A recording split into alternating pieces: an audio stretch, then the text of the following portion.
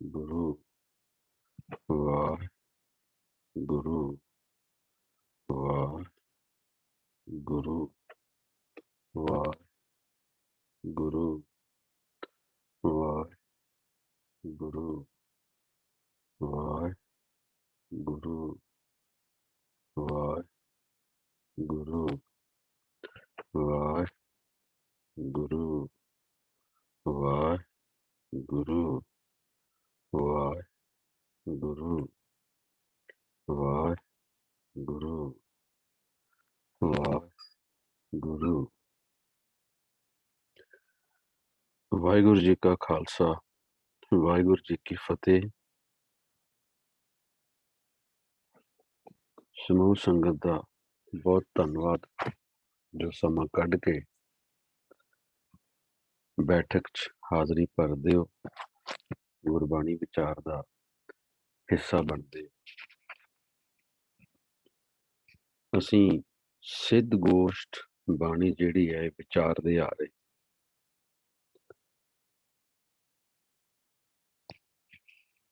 ਇਹਨੂੰ ਆਮ ਤੌਰ ਤੇ ਇਸ ਬਾਣੀ ਨੂੰ ਸਿੱਧ ਗੋਸ਼ਟ ਨਾਂ ਦੀ ਬਾਣੀ ਨੂੰ ਕਿਹਾ ਜਾਂਦਾ ਸਿੱਧਾਂ ਨਾਲ ਗੱਲਾਂ, ਪਰ ਅਸੀਂ ਇਹ ਸ਼ਬਦਾਂ ਰਾਹੀਂ ਕੱਢਿਆ ਤੱਤ ਇਹ ਹੈ ਅਕਾਲ ਪੁਰਖ ਬਾਰੇ ਚਰਚਾ।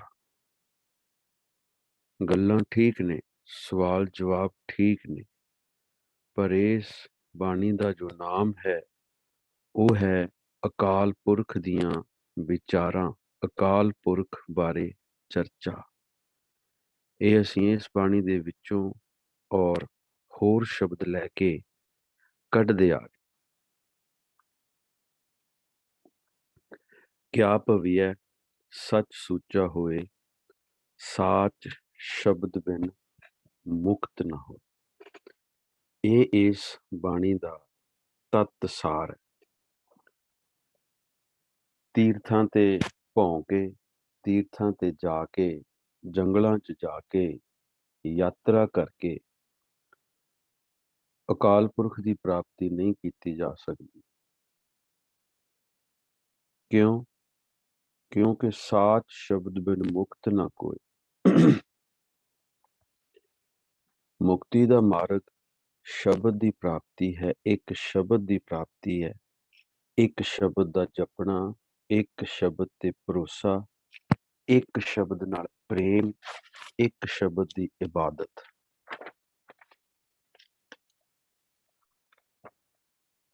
ਇੱਕ ਸ਼ਬਦ ਨੂੰ ਮੰਨਣਾ, ਇਹ ਹੈ ਗੁਰਮੁਖ ਸਿਸਟਮ ਗੁਰਬਾਣੀ ਦੇ ਅਕੋਰਡਿੰਗ। ਸੋ ਆਪਾਂ ਇਸ ਤੱਤ ਸਾਰ ਦੇ ਅਨੁਸਾਰ, ਇਸ ਰਹਾਉ ਦੀ ਤੁਕ ਦੇ ਅਨੁਸਾਰ ਇਸ ਬਾਣੀ ਨੂੰ ਇੱਕ ਇੱਕ ਪਦਾ ਕਰਕੇ ਖੋਲਦੇ ਆ। ਕਿਆ ਭਵੀਐ ਸੱਚੇ ਸੂਚਾ ਹੋਏ। ਦੇਖੋ, ਇਹ ਬਾਣੀ ਜੋ ਲਿਖੀ ਗਈ ਹੈ ਬ੍ਰਹਮ ਗਿਆਨ, ਇਹ ਕੇਵਲ ਪਾਠ ਕਰਨ ਖਾਤਰ ਨਹੀਂ, ਪਾਠ ਕਰਨ ਵਾਸਤੇ ਨਹੀਂ ਕਿ ਇਹਦੇ ਅਖੰਡ ਪਾਠ ਕਰ ਲਓ, ਇਹਦੇ ਸਹਿਜ ਪਾਠ ਕਰ ਲਓ, ਫਿਰ ਗਿਣਤੀ ਕਰ ਲਓ ਵੀ ਮੈਂ ਤੇ ਸਾਲ ਦੇ 15 ਅਖੰਡ ਪਾਠ ਕਰਦਾ, ਸਾਲ ਦੇ 25 ਸਹਿਜ ਪਾਠ ਕਰਦਾ। ਇਹਦੇ 'ਚ ਕੋਈ ਭਾਰ ਨਹੀਂ, ਇਹਨਾਂ ਗੱਲਾਂ 'ਚ ਕੋਈ ਭਾਰ ਨਹੀਂ ਹੈ। ਇਹ ਐਵੇਂ ਵਿਅਰਥ ਗੱਲਾਂ। ਪਾਠ ਮੈਨੂੰ ਹੁੰਦਾ ਲੈਸਨ, ਪਾਠ ਮੈਨੂੰ ਹੁੰਦਾ ਸਿੱਖਿਆ। ਜਿੱਦਾਂ ਪੰਜਾਬੀ ਦੀ ਪੁਸਤਕ ਦੇ ਵਿੱਚ ਲਿਖਿਆ ਹੁੰਦਾ ਪਾਠ ਪਹਿਲਾ, ਪਾਠ ਦੂਜਾ, ਪਾਠ ਤੀਜਾ, ਪਾਠ ਚੌਥਾ।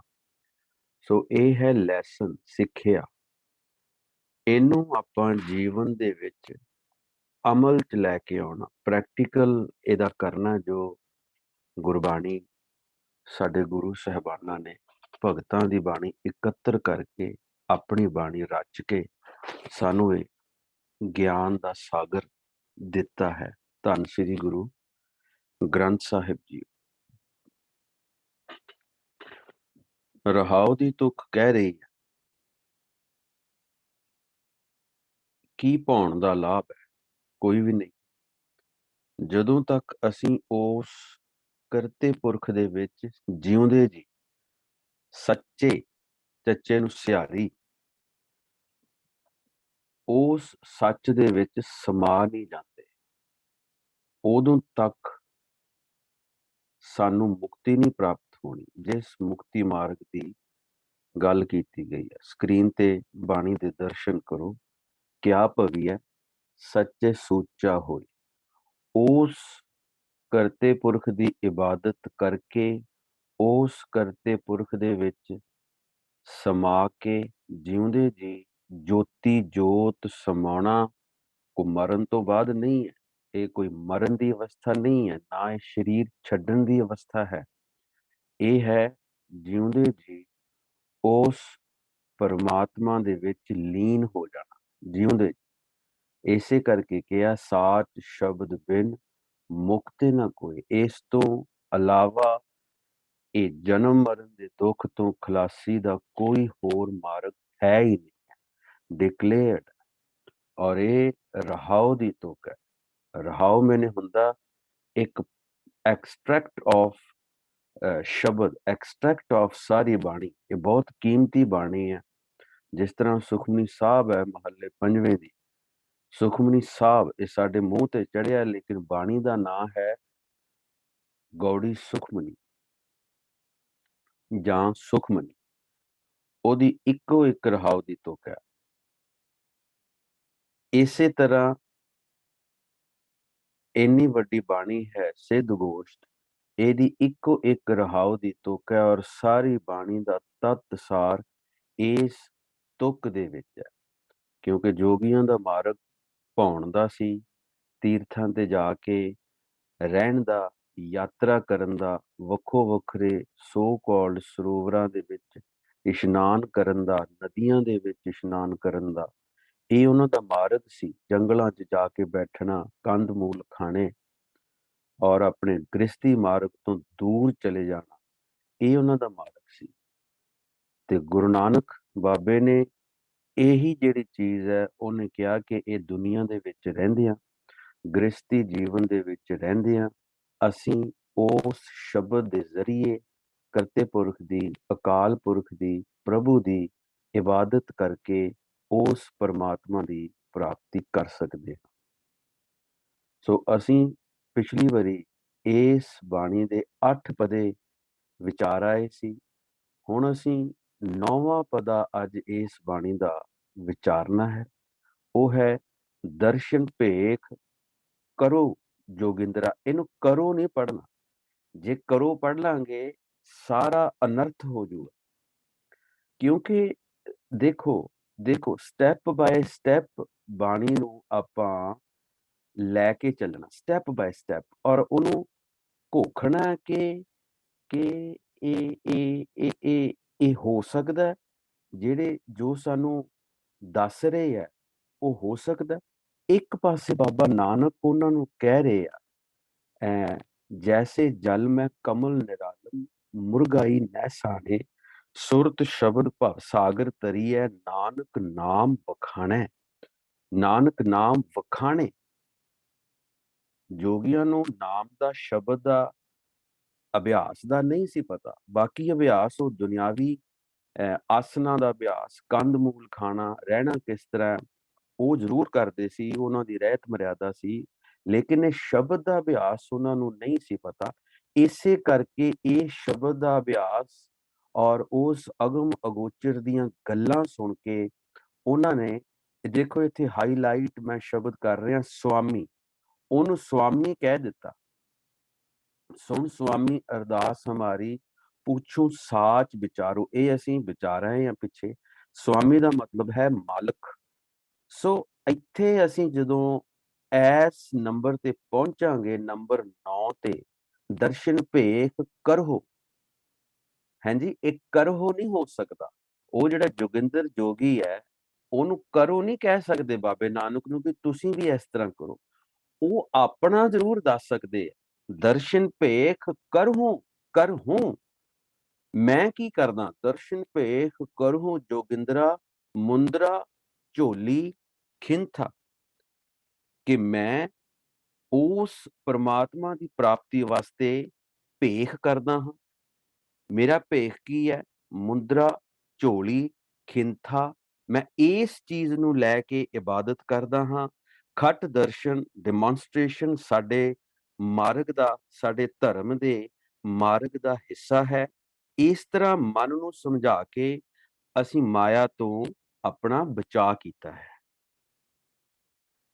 ਸੋ ਇਹਨੂੰ ਕਰੋ ਜੇ ਪੜ੍ਹ ਲਿਆ ਤੇ ਅਰਥ ਦਾ ਅਨਰਥ ਹੋ ਜਾਏਗਾ।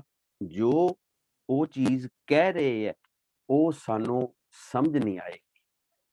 ਹੁਣ ਇੱਥੇ ਦਰਸ਼ਨ ਭੇਖ ਕਰਹੂੰ ਜੋਗਿੰਦਰਾ, ਜੋਗਿੰਦਰ ਜੋਗੀ ਰਾਜ, ਉਹ ਕਹਿੰਦਾ ਕਿਹੜਾ ਦਰਸ਼ਨ ਭੇਖ ਹੈ, ਕਿਸ ਤਰ੍ਹਾਂ? ਮੁੰਦਰਾ, ਝੋਲੀ, ਖਿੰਥਾ।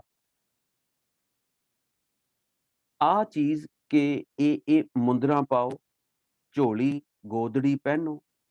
ਫਿਰ ਕੀ ਹੈ? ਉਹ ਆਪ ਕਰਦੇ ਸੀ। ਉਹਨਾਂ ਨੇ ਆਪਣੇ ਬਾਰੇ ਆਪਣੀ ਇੰਟਰੋਡਕਸ਼ਨ ਕੀਤੀ ਹੈ ਕਿ ਸਾਡਾ ਇਹ ਮਾਰਗ ਹੈ, ਨਾ ਕਿ ਬਾਬੇ ਨਾਨਕ ਨੂੰ ਕਰਨ ਵਾਸਤੇ ਕਿਹਾ। ਠੀਕ?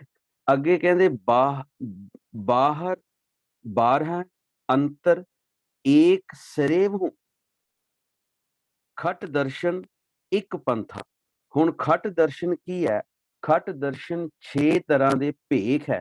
ਭੇਖ ਦਾ ਮਤਲਬ ਕੇਵਲ ਡਰੈਸ ਨਹੀਂ ਹੁੰਦਾ, ਭੇਖ ਦਾ ਮਤਲਬ ਹੁੰਦਾ ਸਿਸਟਮ ਜਾਂ ਡਿਸਿਪਲਿਨ। ਸੋ ਉਹ 6 ਭੇਖ ਖਟ ਦਰਸ਼ਨ ਬਹੁਤ ਵਾਰੀ ਆਏਗਾ। ਅਸੀਂ ਸੋਲੇ ਬਾਣੀ 'ਚ ਵੀ ਇਹ ਚੀਜ਼ ਵਿਚਾਰ ਕੇ ਆਏ ਹਾਂ। ਉਹ ਹੈ 6 ਡਿਸਿਪਲਿਨ ਕਿਸ ਤਰ੍ਹਾਂ ਦੇ ਨੇ? ਜੰਗਮ, ਜੋਗੀ, ਜੈਨੀ, ਸੰਨਿਆਸੀ, ਬੈਰਾਗੀ, ਬੈਸਨੋ। 12 ਅੰਤਰ ਏਕ ਸਰੇਵਹੁ ਖਟ ਦਰਸ਼ਨ ਇੱਕ ਪੰਥਾ। ਕਹਿੰਦੇ ਇਹ ਜਿਹੜੇ 12 ਫਿਰਕੇ ਹੈ ਉਹਨਾਂ ਵਿੱਚੋਂ ਸਾਡੇ ਪੰਥ ਨੂੰ ਧਾਰਨ ਕਰੋ। ਇਹਦਾ ਮੀਨਿੰਗ ਸੋ ਕਾਲਡ ਸਕਰੀਨ ਤੇ ਤੁਸੀਂ ਦੇਖ ਸਕਦੇ। ਪਰ ਇਹ ਕਿਸ ਤਰ੍ਹਾਂ ਹੋਏਗਾ? ਇਹ ਕਿਸ ਤਰ੍ਹਾਂ ਹੋਏਗਾ ਜਦੋਂ ਨਾਨਕ, ਬਾਬਾ ਨਾਨਕ ਉਹਨਾਂ ਨੂੰ ਹਰ ਤਰ੍ਹਾਂ ਦੇ ਸਵਾਲ ਦਾ ਜਵਾਬ ਦਿੰਦਾ ਆ ਰਿਹਾ ਔਰ ਉਹ ਬਾਬੇ ਨਾਨਕ ਦੇ ਅੱਗੇ ਗੋਡੇ ਟੇਕ ਗਏ ਨੇ। ਉਹਨਾਂ ਨੇ ਬਾਬੇ ਨਾਨਕ ਨੂੰ ਸਵਾਮੀ ਕਹਿ ਦਿੱਤਾ ਆਪਣਾ। ਸੇ ਸਵਾਮੀ ਨੂੰ ਨਹੀਂ ਕਹਿਣਗੇ ਕਿ ਤੂੰ ਧਾਰਨ ਕਰ ਇਸ ਚੀਜ਼ ਨੂੰ। ਹਾਂ, ਉਹ ਇਹ ਜ਼ਰੂਰ ਕਹਿ ਸਕਦੇ ਆ ਕਿ ਇਹ ਸਵਾਮੀ ਸਾਨੂੰ ਇਹ ਰਾਸਤਾ ਦੱਸੋ ਜਿਹੜਾ ਰਾਸਤਾ ਤੁਸੀਂ ਅਪਣਾਇਆ। ਸੋ ਇੱਥੇ ਮੈਂ ਸੋਸ਼ਲ ਮੀਡੀਆ ਤੇ ਹੁਣ ਕਿਉਂਕਿ ਸਾਰੇ ਐਕਟਿਵ ਰਹਿੰਦੇ ਆ ਆਪਾਂ। ਸੋ ਮੈਂ ਇੱਕ ਥੋੜੇ ਦਿਨ ਪਹਿਲਾਂ ਇੱਕ ਸਟੇਟਸ ਪਾਇਆ ਸੀ ਆਪਣੇ ਮੈਂ ਫੇਸਬੁੱਕ ਦੇ ਉੱਤੇ ਕਿ ਇਹ ਜੋ ਗੁਰਬਾਣੀ ਹੈ, ਇਲਾਹੀ ਹੈ, ਧੁਰੋਂ ਉਤਰੀ ਬਾਣੀ, ਧੁਰੋਂ ਉਤਰਿਆ ਗਿਆਨ ਜੋ ਸਾਡੇ ਗੁਰੂ ਸਾਹਿਬਾਨਾਂ ਨੇ ਮਿਹਨਤ ਕਰ ਕਰਕੇ ਇਹ ਗਿਆਨ ਸਾਨੂੰ ਦਿੱਤਾ, ਇਲਾਹੀ ਗਿਆਨ। ਔਰ ਉਸ ਇਲਾਹੀ ਗਿਆਨ ਨੂੰ ਦੁਨਿਆਵੀ ਵਿਆਕਰਣ ਖੋਲ ਨਹੀਂ ਸਕਦੀ। ਇਹ ਮੈਂ ਉਹ ਲਿਖਿਆ, ਵੈਸੇ ਮੇਰੇ ਮਨ 'ਚ ਖਿਆਲ ਆਇਆ, ਹਾਂ ਬਿਲਕੁਲ ਠੀਕ ਹੈ। ਗ੍ਰਾਮਰ ਜਿਹੜੀ ਹੈ ਇਹ ਸਾਡੀ ਬੋਲੀ ਜਿਹੜੀ ਹੈ ਉਹਦੀ ਸਾਇੰਸ ਹੈ ਕਿ ਬੋਲੀ ਆ ਲਫ਼ਜ਼ ਇਸ ਤਰ੍ਹਾਂ ਲਿਖਿਆ ਉਹਦਾ ਕੀ ਮੀਨਿੰਗ ਬਣੇਗਾ, ਲਫ਼ਜ਼ ਇਸ ਤਰ੍ਹਾਂ ਉਹਦਾ ਕੀ ਮੀਨਿੰਗ ਬਣੇਗਾ।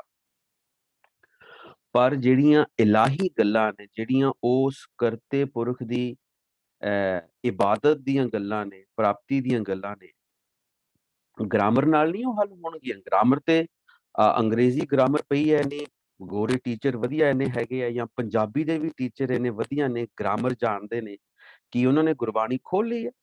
ਏਡੇ ਏਡੇ ਵਿਦਵਾਨ ਨੇ। ਔਰ ਪੰਜਾਬੀ ਯੂਨੀਵਰਸਿਟੀ ਦੇ ਵਿੱਚ ਇੱਕ ਡਿਪਾਰਟਮੈਂਟ ਆਫ ਲਿੰਗੁਇਸਟਿਕ ਸਟੱਡੀਜ਼ ਹੈ, department of linguistic studies, science of languages. ਉਹ ਜੇ ਸਾਰੇ ਵਿਦਵਾਨ ਉਹ ਗ੍ਰਾਮਰ ਪੜ੍ਹ ਰਹੇ ਨੇ ਤੇ ਕੀ ਉਹ ਗੁਰਬਾਣੀ ਖੋਲੀ ਬੈਠੇ ਨੇ? ਉਹ ਪ੍ਰਭੂ ਦੀ ਪ੍ਰਾਪਤੀ ਕਰੀ ਬੈਠੇ ਆ? ਨਹੀਂ। ਇਹ ਵਾਕਿਆ ਹੀ ਇਸ ਇਲਾਹੀ ਗੁਰਬਾਣੀ ਨੂੰ ਗ੍ਰਾਮਰ ਨਹੀਂ ਖੋਲ ਸਕਦੀ। ਗ੍ਰਾਮਰ ਨੂੰ ਮੁੱਖ ਰੱਖ ਕੇ ਇਹ ਗਿਆਨ ਥੋੜਾ ਆਇਆ। ਜੇ ਗ੍ਰਾਮਰ ਮੁੱਖ ਹੁੰਦੀ ਤੇ ਗੁਰੂ ਗ੍ਰੰਥ ਸਾਹਿਬ ਦੇ ਆਰੰਭ ਦੇ ਵਿੱਚ ਉਹਨਾਂ ਨੇ ਪਹਿਲਾਂ ਗ੍ਰਾਮਰ ਸਮਝਾਉਣੀ ਸੀ ਸਾਰੀ, ਵੀ ਭਾਈ ਇਹ ਗੁਰਬਾਣੀ ਪੜ੍ਹਨੀ ਕਿੱਦਾਂ ਹੈ, ਸਿਹਾਰੀ ਦੀ ਕੀ ਵੈਲਿਊ ਹੈ, ਸਿਹਾਰੀ ਨੇ ਕੀ ਮੀਨਿੰਗ ਡਿਫਾਈਨ ਕਰਨਾ ਹੈ, ਔਂਕੜ ਨੇ ਕੀ ਮੀਨਿੰਗ ਡਿਫਾਈਨ ਕਰਨਾ ਹੈ। ਹਾਂ, ਉਹਨਾਂ ਨੇ ਦੱਸ ਦਿੱਤਾ ਕਿ ਜੇ ਇਸ ਗਿਆਨ ਦੀ ਪ੍ਰਾਪਤੀ ਕਰਨੀ ਹੈ ਤਾਂ ਉਹ ਕੇਵਲ ਤੇ ਕੇਵਲ ਪ੍ਰਭੂ ਦੀ ਪ੍ਰੇਮਾ ਭਗਤੀ ਹੈ। ਕੇਵਲ ਤੇ ਕੇਵਲ ਪ੍ਰਭੂ ਦੀ ਪ੍ਰੇਮਾ ਭਗਤੀ ਹੈ। ਉਹ ਹੈ ਵਾਹਿਗੁਰੂ ਵਾਹਿਗੁਰੂ ਵਾਹਿਗੁਰੂ ਵਾਹਿਗੁਰੂ ਵਾਹਿਗੁਰੂ ਵਾਹਿਗੁਰੂ ਵਾਹਿਗੁਰੂ। ਉਹ ਕਹਿੰਦੇ ਜੇ ਤੂੰ ਗਿਆਨ ਲੈਣਾ, ਜੇ ਤੂੰ ਧਿਆਨ ਲਾਉਣਾ, ਜੇ ਤੂੰ ਮਾਨ ਲੈਣਾ, ਜੇ ਤੂੰ ਦੁਨੀਆ ਦਾ ਉੱਤਮ ਦਾਨ ਦੇ ਬਾਰੇ ਸੋਝੀ ਪ੍ਰਾਪਤ ਕਰਨੀ ਹੈ, ਕੀ ਕਰ? ਗਿਆਨ, ਧਿਆਨ, ਮਾਨ, ਦਾਨ, ਮਨ ਰਸਕ ਰਸਨ, ਨਾਮ ਜਪਤ ਤਹਿ ਪਾਪ ਖੰਡਲ। ਨਾਮ ਜਪ ਕੇ ਪ੍ਰਭੂ ਦੀ ਭਗਤੀ ਕਰਕੇ ਹੀ ਇਸ ਗਿਆਨ ਦੀ ਜਿਹੜੀ ਹੈ ਸੋਝੀ ਪਾਈ ਜਾ ਸਕਦੀ ਹੈ। ਗ੍ਰਾਮਰ ਜਿੰਨੀ ਮਰਜ਼ੀ ਪੜ੍ਹੀ ਜਾਓ, ਆ ਜਾਣਗੇ ਅਰਥ, ਲੇਕਿਨ ਉਹ ਪਰਮਾਤਮਾ ਤੱਕ ਨਹੀਂ ਪਹੁੰਚਾਉਣਗੇ। ਇਹ ਬੜਾ ਵੱਡਾ ਭੁਲੇਖਾ ਹੈ। ਗ੍ਰਾਮਰ ਨੂੰ ਇੰਨੀ ਇੰਪੋਰਟੈਂਸ ਦੇ ਦੇਣੀ ਬੜਾ ਵੱਡਾ ਭੁਲੇਖਾ ਹੈ। ਆਤਮਿਕ ਮਾਰਗ ਤੇ ਮੈਂ ਗੱਲ ਕਰਦਾ ਹਾਂ। ਦੁਨਿਆਵੀ ਤੌਰ ਦੇ ਉੱਤੇ ਲੈਂਗੁਏਜ ਸਿੱਖਣ ਵਾਸਤੇ ਗ੍ਰਾਮਰ ਬਹੁਤ ਜ਼ਰੂਰੀ ਹੈ। ਗ੍ਰਾਮਰ ਤੋਂ ਬਿਨਾਂ ਸਾਨੂੰ ਲੈਂਗੁਏਜ ਦੀ ਜਿਹੜੀ ਆ ਉਹ ਸੋਝੀ ਨਹੀਂ ਪੈ ਸਕਦੀ। ਲੇਕਿਨ ਆਤਮਿਕ ਰਸਤੇ ਦੇ ਉੱਤੇ ਜੋ ਗਿਆਨ ਅਸੀਂ ਪ੍ਰਾਪਤ ਕਰਨਾ, ਉਹ ਅਸੀਂ ਭਗਤੀ ਤੋਂ ਬਿਨਾਂ ਪ੍ਰਾਪਤ ਨਹੀਂ ਕਰ ਸਕਦੇ। ਸੋ ਇੱਥੇ ਦਰਸ਼ਨ ਭੇਖ ਕਰੂ ਮੈਂ ਕੀ ਕਰਦਾ? ਜੋਗਿੰਦਰ ਜੋਗੀ ਰਾਜ ਕਹਿ ਰਹੇ ਆ ਕਿ ਮੈਂ ਉਸ ਪ੍ਰਭੂ ਦੀ ਪ੍ਰਾਪਤੀ ਵਾਸਤੇ, ਪ੍ਰਭੂ ਦੇ ਦਰਸ਼ਨਾਂ ਵਾਸਤੇ ਇੱਕ ਡਿਸਿਪਲਿਨ ਅਪਣਾਉਂਦਾ ਹਾਂ। ਮੁੰਦਰਾਂ ਪਹਿਨਦਾ ਹਾਂ, ਝੋਲੀ ਪਹਿਨਦਾ ਹਾਂ, ਖਿੰਥਾ ਪਹਿਨਦਾ ਹਾਂ, ਮੈਂ ਇਬਾਦਤ ਵੀ ਕਰਦਾ ਹਾਂ। ਖੱਟ ਦਰਸ਼ਨ ਜੋ ਹੈ, 6 ਭੇਖ ਡਿਸਿਪਲਿਨ, ਜੰਗਮ, ਜੋਗੀ, ਜੈਨੀ, ਸੰਨਿਆਸੀ, ਬੈਰਾਗੀ, ਵੈਸ਼ਨੋ, ਇਹਨਾਂ ਨੂੰ ਮੈਂ ਅਪਣਾਉਂਦਾ ਹਾਂ ਆਪਣੇ ਜੀਵਨ ਦੇ ਵਿੱਚ। ਤੇ ਉਸ ਪਰਮਾਤਮਾ ਦੀ ਭਗਤੀ ਵੀ ਕਰਦਾ ਹਾਂ। ਲੇਕਿਨ ਨਾਲ ਨਾਲ ਇਹ ਜਿਹੜਾ ਭੇਖ, ਇਹ ਜਿਹੜੇ ਰਹਿਣੀ ਬਹਿਣੀ ਉਹਨਾਂ ਨੇ ਆਪਣੀ ਦੱਸੀ ਹੈ, ਇਹ ਵੀ ਕਿਹਾ ਕਿ ਇਹ ਵੀ ਸਾਡੇ ਇੱਕ ਮਾਰਗ ਦਾ, ਧਰਮ ਮਾਰਗ ਦਾ ਹਿੱਸਾ ਹੈ। ਕਹਿੰਦੇ ਇਨ ਬਿਦ ਮਨ ਸਮਝਾਈਐ ਪੁਰਖਾ, ਬਾਹੁੜ ਚੋਟ ਨਾ ਖਾਈਐ। ਕਹਿੰਦੇ ਇਸ ਤਰ੍ਹਾਂ ਅਸੀਂ ਆਪਣੇ ਮਨ ਨੂੰ ਸਮਝਾਇਆ ਹੈ, ਔਰ ਇਸ ਤਰ੍ਹਾਂ ਮਾਇਆ ਜਿਹੜੀ ਹੈ, ਅਸੀਂ ਉਹਦੀ ਸੱਟ ਤੋਂ, ਉਹਦੀ ਚੋਟ ਤੋਂ ਬਚੇ ਹੋਏ ਹਾਂ। ਇਨ ਬਿਦ ਮਨ ਸਮਝਾਈਐ ਪੁਰਖਾ, ਬਾਹੁੜ ਚੋਟ ਨਾ ਖਾਈਐ। ਉੱਥੇ ਹਲਕਾ ਜਿਹਾ ਨਾਨਕ ਬੋਲੇ, ਗੁਰਮੁਖੀ ਖੱਖੇ ਨੂੰ ਸਿਹਾਰੀ। ਬੜੀ ਇੰਪੋਰਟੈਂਟ ਗੱਲ ਮੈਂ ਅੱਜ ਕਰਨ ਲੱਗਾ। ਕਈ ਵਾਰੀ ਇਹ ਸਵਾਲ ਵੀ ਆਇਆ ਸੀ, ਪਰ ਆਪਾਂ ਉਸ ਵੇਲੇ ਵਾਜਬ ਸਮਾਂ ਨਾ ਹੋਣ ਕੇ, ਵਾਜਬ ਗਿਆਨ ਨਾ ਹੋਣ ਕਰਕੇ ਆਪਾਂ ਕਹਿੰਦੇ ਆਏ ਕਿ ਇਹਨੂੰ ਗੁਰਮੁਖ ਪੜ੍ਹਨਾ। ਸੋ ਇਹ ਔਂਕੜ ਔਰ ਸਿਹਾਰੀਆਂ ਬਹੁਤ ਇੰਪੋਰਟੈਂਟ ਨੇ ਗੁਰਬਾਣੀ ਦੇ ਵਿੱਚ, ਔਰ ਕੋਈ ਅਤ ਕਥਨੀ ਨਹੀਂ ਹੈ ਜੇ ਇਹਨਾਂ ਨੂੰ ਬੁਲਾ ਲਿਆ ਜਾਵੇ ਤਾਂ ਜੋ ਸਰੋਤੇ ਨੂੰ ਪਤਾ ਲੱਗੇ ਕਿ ਇੱਥੇ ਸਿਹਾਰੀ ਲੱਗੀ ਹੈ ਔਰ ਇਹਦਾ ਮੀਨਿੰਗ ਕੀ ਬਣਨਾ। ਠੀਕ ਹੈ, ਪੜ੍ਹੋ, ਆਪ ਜੀ ਦੀ ਖੁਸ਼ੀ ਹੈ, ਪੜ੍ਹੋ ਇਹਨੂੰ ਜਿਸ ਤਰ੍ਹਾਂ ਅਸੀਂ ਇਹ ਹੌਲੀ ਹੌਲੀ ਗੱਲਾਂ ਕਰਕੇ ਸਾਨੂੰ ਗਿਆਨ ਨਾਲ ਸਾਂਝ ਪਾ ਕੇ ਡਿਸਕਸ਼ਨ ਕਰਕੇ ਇਹਨਾਂ ਗੱਲਾਂ ਦਾ ਪਤਾ ਲੱਗਣਾ ਕਿ ਇਹ ਸਿਆਰੀਆਂ ਔਂਕੜ ਕਿਉਂ ਲਾਏ ਗਏ ਹੈ। ਇਹ ਪਹਿਲੀ ਗੱਲ ਤੇ ਦੇਖੋ ਲੜੀਵਾਰ ਸਰੂਪ ਹੈ ਗੁਰਬਾਣੀ ਦਾ, ਲੜੀਵਾਰ ਸਰੂਪ, ਔਰ ਲੜੀਵਾਰ ਸਰੂਪ ਨੂੰ ਸਮਝਣ ਦੀ ਖਾਤਰ ਹਾਈਲਾਈਟ ਕੀਤਾ ਗਿਆ, ਔਂਕੜ ਲਾ ਕੇ ਫੁੱਲ ਸਟਾਪ ਦਾ ਵੀ ਕੰਮ ਕੀਤਾ ਗਿਆ, ਔਂਕੜ ਲਾ ਕੇ ਸ਼ਬਦ ਨੂੰ ਹਾਈਲਾਈਟ ਵੀ ਕੀਤਾ ਗਿਆ, ਸਿਹਾਰੀ ਲਾ ਕੇ ਉਸ ਸ਼ਬਦ ਨੂੰ ਅਗਲੇ ਸ਼ਬਦ ਦੇ ਨਾਲੋਂ ਵੱਖ ਵੀ ਕੀਤਾ ਗਿਆ। ਕਈ ਗੱਲਾਂ ਨੇ ਇਹਦੇ 'ਚ। ਸੋ ਇਹ ਇਸੇ ਕਰਕੇ ਮੈਂ ਬਾਰ-ਬਾਰ ਕਹਿਣਾ ਕਿ 1 ਮਿੰਟ ਦੇ ਵਿੱਚ ਡਿਸੀਜਨ ਨਹੀਂ ਬਣਾਉਣਾ। ਡਿਸੀਜਨ ਬਣਾਉਣਾ ਹੈ ਗੱਲ ਨੂੰ ਸੁਣ ਕੇ, ਗੱਲ ਨੂੰ ਵਿਚਾਰ ਕੇ, ਔਰ ਉਸੇ ਤਰ੍ਹਾਂ ਦੀ ਸਰੂਪ ਤੋਂ ਬਾਣੀ ਨੂੰ ਪੜ੍ਹਨ ਦੀ ਕੋਸ਼ਿਸ਼ ਕਰੋ। ਬਾਣੀ ਨੂੰ ਪੜ੍ਹਨ ਦੀ ਜਦੋਂ ਅਸੀਂ ਕੋਸ਼ਿਸ਼ ਕਰਾਂਗੇ ਅੱਖਰ ਜੋੜ ਕੇ, ਤਾਂ ਸਾਨੂੰ ਇਹ ਔਂਕੜ ਔਰ ਜਿਹੜੀਆਂ ਸਿਹਾਰੀਆਂ ਲੱਗੀਆਂ ਨੇ ਇਹਨਾਂ ਦੀ ਵੈਲਿਊ ਦਾ ਪਤਾ ਲੱਗੇਗਾ। ਇਹ ਅੱਖਰ ਤੋੜੇ ਗਏ ਨੇ, ਸਰੂਪ ਵਿਗਾੜਿਆ ਗਿਆ ਹੈ ਸਿਰਫ ਤੇ ਸਿਰਫ ਇਹਨੂੰ ਕਮਰਸ਼ੀਅਲਾਈਜ਼ ਕਰਨ ਵਾਸਤੇ। ਕਮਰਸ਼ੀਅਲਾਈਜ਼ ਹੀ ਕੀਤਾ ਹਰ ਥਾਂ ਦੇ ਉੱਤੇ ਜੋ ਹੈ ਇਹਨੂੰ ਜੋ ਬ੍ਰਹਮਣਵਾਦ ਦੀ ਜਿਹੜੀ ਪ੍ਰਥਾ ਸੀ ਉਹ ਹੌਲੀ ਹੌਲੀ ਇੱਥੇ ਵੀ ਘਰ ਕਰ ਗਈ। ਪਾਠ ਕਰਨਾ ਉਹਦਾ ਵੱਖਰਾ ਜਿਹੜਾ ਹੈਗਾ, ਉਹਦੀ ਵੱਖਰੀ ਫੀਸ ਹੈ, ਅਰਦਾਸ ਵੱਖਰੀ ਫੀਸ, ਕਈ ਤਰ੍ਹਾਂ ਦੀਆਂ, ਕੜਾਹ ਪ੍ਰਸ਼ਾਦ ਦੇ ਵੱਖਰੇ ਪੈਸੇ। ਉਹ ਸਾਰਾ ਜਿਹੜਾ ਸਿਸਟਮ ਹੈ ਬ੍ਰਹਮਣਵਾਦ ਦਾ ਸਿਸਟਮ ਚੰਗੀ ਤਰ੍ਹਾਂ ਸਾਡੇ ਗੁਰਮੁਖ ਸਿਸਟਮ ਦੇ ਵਿੱਚ ਘਰ ਕਰ ਚੁੱਕਿਆ। ਸੋ ਇਹ ਗੱਲਾਂ ਨੂੰ ਵੀ ਨਾਲ ਸਮਝਣਾ ਪਊਗਾ। ਆਪਣੇ ਆਪ ਨੂੰ ਮਿਊਟ ਰੱਖਿਓ ਪਲੀਜ਼, ਆਪਾਂ ਬਾਅਦ ਚ ਟਾਈਮ ਲਾਵਾਂਗੇ ਗੱਲ ਕਰਨ ਦੇ ਉੱਤੇ। ਹਲੇ for the time being please ਆਪਣੇ ਆਪ ਨੂੰ ਮਿਊਟ ਰੱਖਿਓ। ਸੋ ਜੋਗੀ ਜੋਗਿੰਦਰ ਕਹਿ ਰਿਹਾ ਕਿ ਇਨ ਬਿਦ ਮਨ ਸਮਝਾਈਏ ਪੁਰਖਾ। ਇਸ ਤਰ੍ਹਾਂ ਦੀਆਂ ਜਿਹੜੀਆਂ ਮੁੰਦਰਾਂ ਪਾ ਕੇ, ਝੋਲੀ ਖਿੰਥਾ ਆਦਿਕ ਧਾਰਨ ਕਰਕੇ ਅਸੀਂ ਇਹਨਾਂ ਚੀਜ਼ਾਂ ਨੂੰ ਆਪਣੇ ਧਰਮ ਦਾ ਹਿੱਸਾ ਬਣਾਇਆ, ਔਰ ਅਸੀਂ ਇਸ ਤਰੀਕੇ ਦੇ ਨਾਲ ਆਪਣੇ ਮਨ ਨੂੰ ਸਮਝਾ ਰਹੇ ਹਾਂ ਔਰ ਮਾਇਆ ਦੀ ਚੋਟ ਤੋਂ ਬਚੇ ਹੋਏ ਹਾਂ।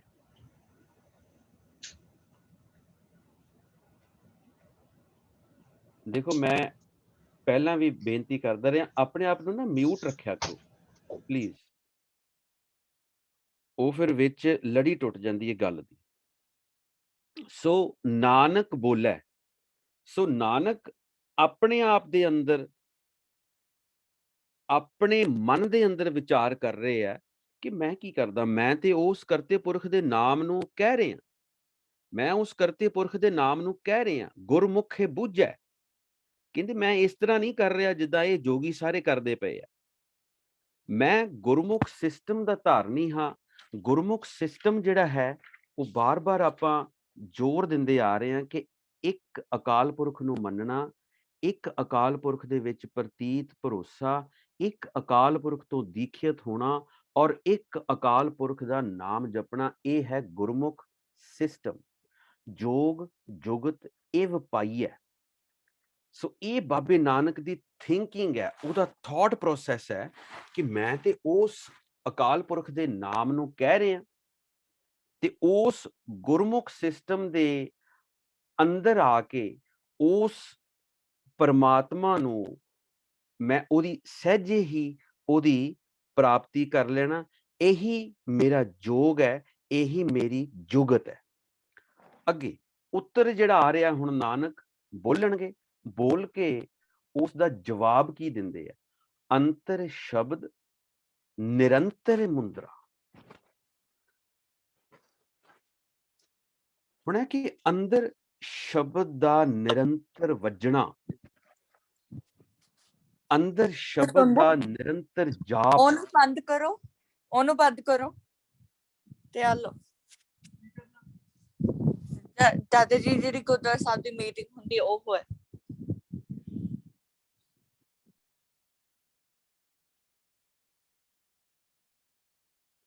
ਚਲੋ ਬਾਈ ਮਿਸਟੇਕ ਹੋ ਜਾਂਦਾ ਕਈ ਵਾਰੀ।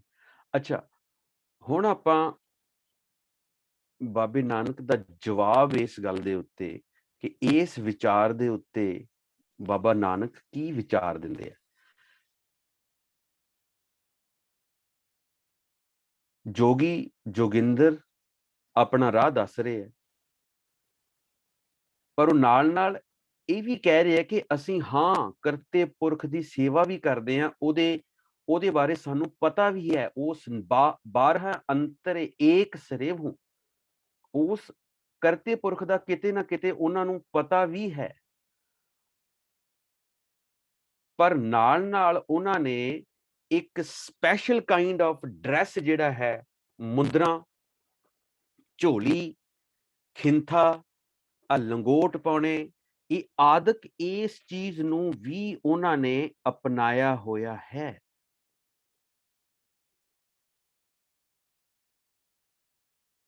ਇਹ ਉਹਨਾਂ ਦਾ ਬੜਾ ਇੱਕ ਧਰਮ ਦਾ ਹਿੱਸਾ ਸੀ। ਔਰ ਇਹ ਜਿਹੜਾ ਡਰੈਸ ਪਾਉਣੇ ਜਾਂ ਸਿੰਬੋਲਿਕ ਚੀਜ਼ ਆਪਣੇ ਸਰੀਰ ਦੇ ਉੱਤੇ ਸ਼ਿੰਗਾਰ ਕਰਨਾ ਕਿ ਅਸੀਂ ਧਾਰਮਿਕ ਹਾਂ, ਇਸ ਚੀਜ਼ ਨੂੰ ਬਾਬੇ ਨਾਨਕ ਨੇ ਅਡਾਪਟ ਹੀ ਨਹੀਂ ਕੀਤਾ। ਦੇਖੋ ਸੇਮ ਚੀਜ਼, ਬੜੀ ਸਾਇੰਟਿਫਿਕ ਗੱਲ ਕਰ ਰਹੇ ਹਾਂ, ਬੜੀ ਆਪਾਂ ਗੁਰਬਾਣੀ ਦੇ ਅੰਤਰੀਵ ਭਾਵ ਦੀ ਆਪਾਂ ਗੱਲ ਕਰਨ ਲੱਗੇ ਆ। ਕਿਸੇ ਤੇ ਆਪਾਂ ਕੋਈ ਚੋਟ, ਕਿਸੇ ਤੇ ਕੋਈ ਆਪਾਂ ਉਂਗਲ ਨਹੀਂ ਚੱਕਣੀ।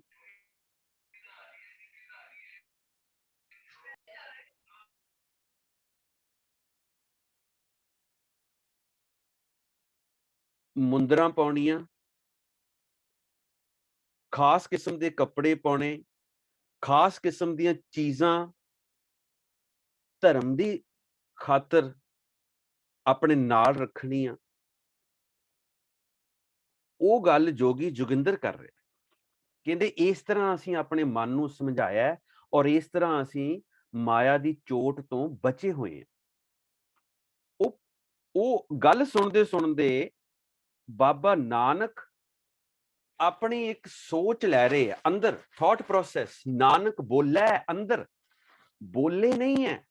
ਜੇ ਬੋਲੇ ਹੋਏਗਾ ਤੇ ਨਾਨਕ ਕਹਿ ਰਹੇ ਹੈ ਨਾ, ਬੋਲਾ ਅੰਦਰ, ਅੰਤਰੀਵ ਭਾਵ ਦੇ ਵਿੱਚ ਉਹਨਾਂ ਦੇ ਅੰਦਰ ਇੱਕ ਥਾਟ ਪ੍ਰੋਸੈਸ ਹੈ। ਕਹਿੰਦੇ ਗੁਰਮੁਖ ਬੂਝੈ, ਗੁਰਮੁਖੇ ਬੂਝੈ, ਗੁਰਮੁਖ ਸਿਸਟਮ ਦੇ ਜ਼ਰੀਏ ਮੈਂ ਉਹ ਪਰਮਾਤਮਾ ਨੂੰ ਬੁੱਝਿਆ। ਮੇਰਾ ਜੋਗ ਵੀ ਇਹੀ ਹੈ, ਮੇਰੀ ਜੁਗਤ ਵੀ ਇਹੀ ਹੈ। ਇਸ ਤਰ੍ਹਾਂ ਮੈਂ ਕਰਕੇ ਪਰਮਾਤਮਾ ਦੀ ਪ੍ਰਾਪਤੀ ਕੀਤੀ ਹੈ। ਹੁਣ ਸੋਚ ਕੇ ਬਾਬਾ ਨਾਨਕ ਉਹਨਾਂ ਨੂੰ ਉੱਤਰ ਦੇ ਰਿਹਾ। ਦੇਖੋ ਕੈਸੀ ਹੂਬਹੂ ਨਕਸ਼ਾ ਆਪਾਂ ਬੰਨਣਾ। ਗੁਰਬਾਣੀ ਦੀ ਮਦਦ ਦੇ ਨਾਲ, ਨਾਮ, ਅੱਖਰ, ਸ਼ਬਦ ਦੇ, ਬਚਨ ਦੇ ਅਭਿਆਸ ਦੀ ਬਰਕਤ ਦੇ ਨਾਲ, ਕਹਿੰਦੇ ਅੰਤਰ ਸ਼ਬਦ ਨਿਰੰਤਰ, ਮੁਦਰਾ, ਕਹਿੰਦੇ ਮੇਰੇ ਅੰਦਰ ਜਿਹੜਾ ਇਹ ਸ਼ਬਦ ਦਾ ਨਿਰੰਤਰ ਵੱਜਣਾ, ਸ਼ਬਦ ਦਾ ਨਿਰੰਤਰ ਜਾਪ, ਲਗਾਤਾਰ ਨਾਮ ਅਭਿਆਸ, ਇਹੀ ਮੇਰੀ ਮੁੰਦਰਾ ਹੈ। ਇਸੇ ਦੇ ਨਾਲ ਹੀ ਮੈਂ ਹਉਮੈ, ਹੰਕਾਰ, ਇਸੇ ਦੇ ਨਾਲ ਹੀ ਮੈਂ ਅਟੈਚਮੈਂਟਸ ਦੂਰ ਕਰੀ ਜਾ ਰਿਹਾ। ਦੇਖੋ ਸ਼ਬਦ ਦੇ ਦੱਦੇ ਨੂੰ ਔਂਕੜ ਹੈ। ਇੱਕ ਸ਼ਬਦ ਦੇ ਅਭਿਆਸ ਦੇ ਨਾਲ, ਨਿਰੰਤਰ ਅਭਿਆਸ ਦੇ ਨਾਲ, ਦੂਜੀ ਕੋਈ ਗੱਲ ਹੀ ਨਹੀਂ ਹੈ ਵਿੱਚ, ਦੂਜੀ ਕੋਈ ਗੱਲ ਨਹੀਂ ਹੈ। ਸਿਰਫ ਇੱਕ ਤੇ ਇੱਕ ਸ਼ਬਦ ਦੇ ਅਭਿਆਸ ਦੇ ਨਾਲ ਅੱਗੇ ਕਾਮ, ਕ੍ਰੋਧ, ਅਹੰਕਾਰ ਨਿਵਾਰੈ।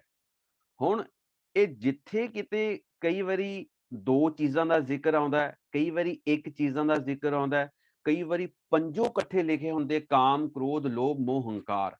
ਇਹ ਭਾਵੇਂ ਦੇਖੋ ਇੱਕ ਅੱਖਰ ਪਾਇਆ ਉਹਨਾਂ ਚੋਂ, ਪੰਜਾਂ ਚੋਂ ਭਾਵੇਂ ਇੱਕ ਲਿਖਿਆ, ਪੰਜਾਂ ਚੋਂ ਭਾਵੇਂ ਦੋ ਲਿਖਿਆ, ਪੰਜਾਂ ਚੋਂ ਭਾਵੇਂ ਤਿੰਨ ਲਿਖੇ, ਭਾਵੇਂ ਪੰਜ ਦੇ ਪੰਜ ਲਿਖੇ ਹੈ।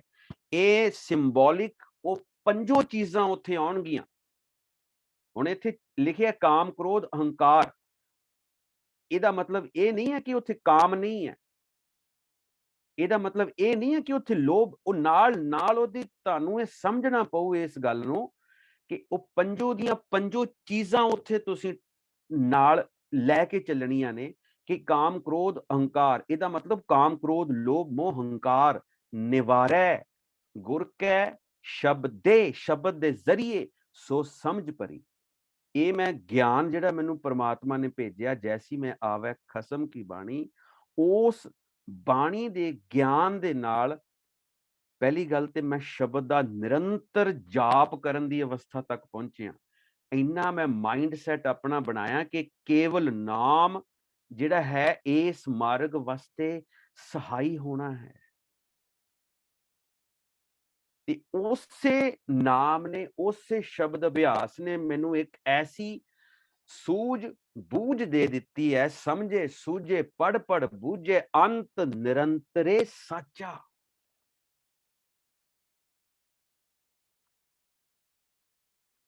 ਕਹਿੰਦੇ ਨਿਰੰਤਰ ਸ਼ਬਦ ਦਾ ਅਭਿਆਸ ਇਹੀ ਮੇਰੀ ਮੁੰਦਰਾ। ਹੁਣ ਇੱਥੇ ਉਵੇਂ ਹੀ ਜਿਹੜੀਆਂ ਮੁੰਦਰਾ ਨੇ ਉਵੇਂ ਹੀ ਇਹਦਾ ਨਾਲ ਨਾਲ ਚੱਲੇਗਾ ਝੋਲੀ, ਖਿੰਥਾ, ਸਾਰਾ ਕੁਝ ਜੋ ਉਹ ਭੇਖ ਕਰਦੇ ਹੈ। ਇਹ ਬਾਣੀ ਦੀਆਂ ਬਿਲਕੁਲ ਡੀਪ ਜਾ ਕੇ ਅਸੀਂ ਇਹਦੇ ਮੀਨਿੰਗ ਕਰਨੇ ਆ। ਅੱਖਰ ਉੱਥੇ ਲਿਖਿਆ ਭਾਵੇਂ ਇੱਕ ਲਿਖਿਆ, ਉਹਦਾ ਅਸੀਂ ਮੂਲ ਭਾਵ ਉਹਦਾ ਸਮਝਣਾ ਹੈ ਕਿ ਉਹ ਗੱਲ ਕੀ ਕਰ ਰਹੇ ਹੈ। ਹੁਣ ਇਹ ਮੁੰਦਰਾ ਦੇ ਨਾਲ ਆਟੋਮੈਟਿਕ ਝੋਲੀ, ਖਿੰਥਾ ਜਿਹੜਾ ਉਹਨਾਂ ਦੇ ਜਵਾਬ ਦੇ ਵਿੱਚ ਆ ਗਿਆ। ਅੰਤਰ ਸ਼ਬਦ ਨਿਰੰਤਰ, ਮੁੰਦਰਾ ਹਉਮੈ ਮਮਤਾ ਦੂਰ ਕਰੀ। ਉਸ ਨਿਰੰਤਰ ਸ਼ਬਦ ਅਭਿਆਸ ਦੇ ਨਾਲ ਮੈਂ ਭੇਖ ਦੇ ਚੱਕਰ ਚੋਂ ਨਿਕਲ ਗਿਆ, ਮੈਂ ਸਿੰਬਲਸ ਦੇ ਚੱਕਰ ਚੋਂ ਨਿਕਲ ਗਿਆ। ਜਿਹੜੀਆਂ ਸਜਾਵਟੀ, ਜਿਨ੍ਹਾਂ ਨੂੰ ਕਹਿੰਦੇ ਜੀ ਸ਼ਿੰਗਾਰ ਹੈ ਜੀ ਸਾਡਾ, ਮੈਨੂੰ ਕੋਈ ਚੀਜ਼ ਚਾਹੀਦੀ ਨਹੀਂ ਹੈ। ਤੇ ਦੁਨੀਆ ਦੇ ਵਿੱਚ ਰਹਿੰਦਿਆਂ ਹੋਇਆਂ ਮੈਂ ਉਪਰਾਮ ਹੋ ਗਿਆ। ਮਮਤਾ ਜਿਹੜੀ ਮੇਰੀ ਅਟੈਚਮੈਂਟਸ ਸੀਗੀਆਂ ਉਹ ਸਭ ਖਤਮ ਹੋ ਚੁੱਕੀਆਂ ਨੇ। ਫਿਰ ਕਾਮ ਕ੍ਰੋਧ ਅਹੰਕਾਰ ਨਿਵਾਰੈ ਗੁਰ ਕੈ ਸ਼ਬਦੇ, ਸੋ ਸਮਝ ਭਰੀ। ਉਸ ਕਰਤੇ ਪੁਰਖ ਦੀ ਜਿਹੜੀ ਸਮਝ ਹੈ ਉਹ ਮੈਨੂੰ ਕੇਵਲ ਤੇ ਕੇਵਲ ਨਿਰੰਤਰ ਸ਼ਬਦ ਅਭਿਆਸ ਦੇ ਨਾਲ ਆਈ ਹੈ। ਖਿੰਥਾ ਝੋਲੀ ਭਰਪੁਰ ਰਹਿਆ, ਨਾਨਕ ਤਾਰੈ ਏਕ ਹਰੀ। ਸੋ ਨਿਰੰਤਰ ਨਾਮ ਜਪਣ ਦੇ ਨਾਲ ਮੈਂ ਉਹ ਪੰਜ ਜਿਹੜੇ ਚਿੰਬੜੇ ਸੀ ਮੇਰੀ ਦੇਹ ਨੂੰ, ਉਹਨਾਂ ਤੋਂ ਦੂਰ ਹੋ ਗਿਆ, ਜਾਂ ਮੈਂ ਉਹ ਸ਼ਬਦ ਅਭਿਆਸ ਦੇ ਨਾਲ ਦੂਰ ਕਰ ਦਿੱਤੇ ਹੈ। ਤੇ ਜਿਹੜੀ ਉਸ ਦੀ ਸਰਬ ਵਿਆਪਕਤਾ ਹੈ, ਭਰਪੂਰੇ ਰਹਿਆ, ਇਹ ਜਿਹੜੀ ਸੂਝ ਮੈਨੂੰ ਪਈ ਹੈ ਕਿ ਉਹ ਸਰਬ ਵਿਆਪੀ ਹੈ, ਉਸ ਚੀਜ਼ ਨੂੰ ਐਕਸੈਪਟ ਕਰਨਾ ਹੀ ਖਿੰਥਾ ਹੈ, ਉਸ ਚੀਜ਼ ਨੂੰ ਐਕਸੈਪਟ ਕਰਨਾ ਹੀ ਝੋਲੀ ਹੈ। ਨਾਨਕ ਤਾਰੈ ਏਕ ਹਰੀ, ਤੇ ਮਾਇਆ ਤੋਂ ਛੁਟਕਾਰਾ ਦਿਵਾਉਣ ਵਾਲਾ ਵੀ ਉਹ ਕਰਤਾ ਪੁਰਖ ਇੱਕ, ਜਿਹੜਾ ਕਰਤੇ ਪੁਰਖ ਦਾ ਨਾਮ ਹੈ, ਜਿਹਦਾ ਨਿਰੰਤਰ ਅਭਿਆਸ ਅਸੀਂ ਕਰਨਾ, ਉਹ ਵੀ ਉਹੀ ਹੈ। ਸ਼ਬਦ ਅਭਿਆਸ ਦੇ ਨਾਲ ਅਸੀਂ ਇਸ ਭਵਜਲ ਨੂੰ ਤਰਨਾ ਹੈ। ਨਾਨਕ ਤਾਰੈ ਏਕ ਹਰੀ, ਬਾਹਰੋਂ ਨਹੀਂ ਤਰਨਾ, ਦੁਨਿਆਵੀ ਤਾਰੈ ਅੰਦਰੋਂ ਜਿਹੜਾ ਡਿਟੈਚ ਹੋਣਾ ਹੈ ਇਸ ਦੁਨੀਆ ਦੇ ਵਿੱਚ ਰਹਿੰਦੇ ਰਹਿੰਦੇ। ਜਿੱਦਾਂ ਪਿੱਛੇ ਗੱਲ ਕੀਤੀ ਹੈ ਉਹਨਾਂ ਨੇ, ਜੈਸੇ ਜਲ ਮੈਂ ਕਮਲ ਨਿਰਾਲਮ ਮੁਰਗਾ ਹੀ ਨਿਸ਼ਾਨ। ਸੋ ਖਿੰਥਾ ਝੋਲੀ ਭਰਪੁਰ ਰਹਿਆ, ਸਰਬ ਵਿਆਪਕਤਾ ਨੂੰ, ਪਰਮਾਤਮਾ ਦੀ ਸਰਬ ਵਿਆਪਕਤਾ ਨੂੰ ਐਕਸੈਪਟ ਕਰਨਾ ਹੀ ਮੇਰੀ ਖਿੰਥਾ ਝੋਲੀ ਹੈ। ਇਸ ਤਰ੍ਹਾਂ ਮੈਂ ਉਸ ਕਰਤੇ ਪੁਰਖ ਦੀ ਇਬਾਦਤ ਦੇ ਨਾਲ ਐਸ ਭਵ ਸਾਗਰ ਤੋਂ ਤਰਦਾ ਹਾਂ। ਸਾਚਾ ਸਾਹਿਬ ਸਾਚੀ ਨਾਈ, ਪਰਖੈ ਗੁਰ ਕੀ ਬਾਤ ਖਰੀ। ਉਸ ਕਰਤੇ ਪੁਰਖ ਦੇ ਨਾਮ ਨੂੰ ਫੜ ਕੇ, ਨਾਮ ਨੂੰ ਅਪਣਾ ਕੇ, ਉਸ ਨਿਰੰਤਰ ਸ਼ਬਦ ਅਭਿਆਸ ਨੂੰ ਕਰਕੇ ਸ਼ਬਦ ਦੀ ਗੱਲ ਦੀ ਸਮਝ ਆਏਗੀ। ਇਹੀ ਇੱਕ ਗੱਲ ਜਿਹੜੀ ਹੈ ਬਾਤ ਖਰੀ, ਜਿਹਨੂੰ ਅੱਜ ਕੱਲ ਕਹਿ ਦਿੰਦੇ, ਇਹੀ ਇੱਕ ਸਿਰੇ ਦੀ ਗੱਲ ਹੈ, ਸਿਰੇ ਦੀ ਅਖੀਰੀ ਗੱਲ ਇਹੀ ਹੈ ਖਰੀ, ਬਾਕੀ ਸਭ ਝੂਠ ਹੈ। ਕਿਆ ਜਵਾਬ ਹੈ ਬਾਬੇ ਨਾਨਕ ਦਾ। ਔਰ ਅਸੀਂ ਇਹਨੂੰ 15 9 18 ਮਿੰਟਾਂ ਦੇ ਚ ਬਾਣੀ ਪੜ੍ਹ ਕੇ ਉਹ ਜਾਈਦਾ, ਸਿੱਧ ਗੋਸ਼ ਦਾ ਪਾਠ ਹੋ ਗਿਆ ਜੀ। ਉਹ ਗੱਲਾਂ ਤੇ ਦੇਖੋ ਬਾਬੇ ਨਾਨਕ ਦੀਆਂ ਕਿੱਥੇ ਲੈ ਕੇ ਜਾਂਦੀਆਂ ਨੇ। ਅੱਗੇ ਚੱਲੀਏ ਜੀ ਨੰਬਰ 11 ਦੇ ਉੱਤੇ।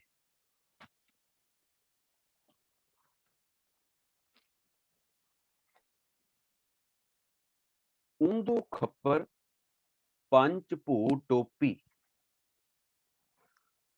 ਊਂਦੋ ਖੱਪਰ, ਹਾਂਜੀ, ਇਹਦੇ ਜਿਹੜੇ ਅਰਥ ਇਹਨਾਂ ਨੇ ਕੀਤੇ ਆ, ਪਹਿਲਾਂ ਆਪਾਂ ਉਹ ਪੜ੍ਹਦੇ।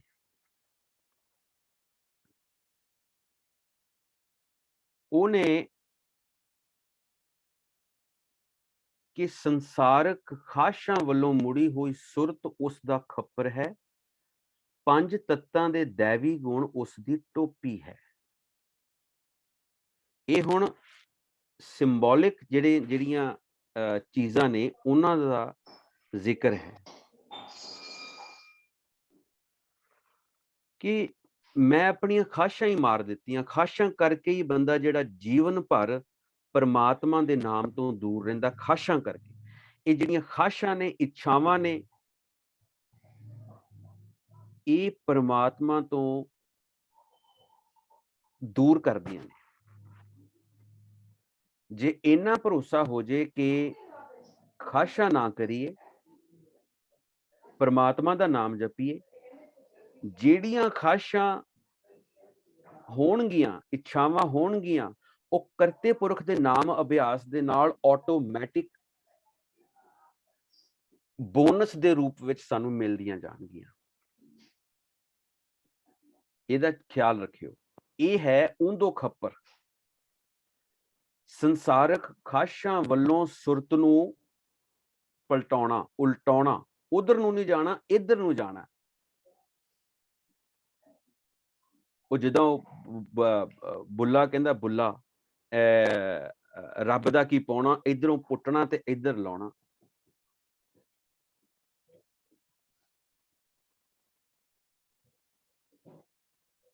ਸੋ ਖੱਪਰ ਜੋਗੀ ਜਿਹੜੇ ਉਹ ਆਪਣੇ ਮੰਗਣ ਵਾਸਤੇ ਇੱਕ ਪਿਆਲਾ ਜਿਹਾ ਹੱਥ 'ਚ ਰੱਖਦੇ ਸੀ, ਖੱਪਰ। ਸੋ ਇਹ ਉਹਨਾਂ ਨੇ ਸਿੰਬੋਲਿਕ ਆਪਣੇ ਹੱਥ 'ਚ ਕੁਛ ਨਹੀਂ ਰੱਖਿਆ। ਉਹਨਾਂ ਨੇ ਦੱਸਤਾ ਕਿ ਮੇਰਾ ਜਿਹੜਾ ਖੱਪਰ ਹੈ, ਮੈਂ ਆਪਣੀ ਸੁਰਤੀ ਨੂੰ ਦੁਨਿਆਵੀ ਖਾਸ਼ਾਂ ਦੇ ਵੱਲੋਂ ਮੋੜ ਕੇ ਪਰਮਾਤਮਾ ਦੀ ਪ੍ਰਾਪਤੀ ਵਾਲੇ ਪਾਸੇ, ਪਰਮਾਤਮਾ ਦੇ ਨਾਮ ਵਾਲੇ ਪਾਸੇ ਲਾ ਦਿੰਦਾ।